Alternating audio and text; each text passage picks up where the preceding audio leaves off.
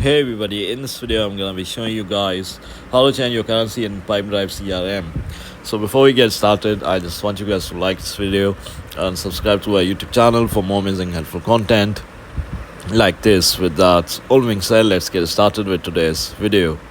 Alright guys, so you can see your custom currency in several places on your Pipedrive account. So it's lead, deal and product and models, detailed views, web forms and automation. So in the add deal model, you can choose any currency to calculate the deal's value. So just check the practical example here. So in the deal detail view, click the pencil icon to your deal value to edit your currency. Then use the drop down menu to choose your desired currency and click save.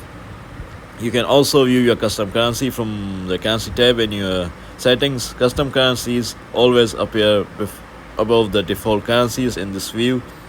So yeah, this is how you do it.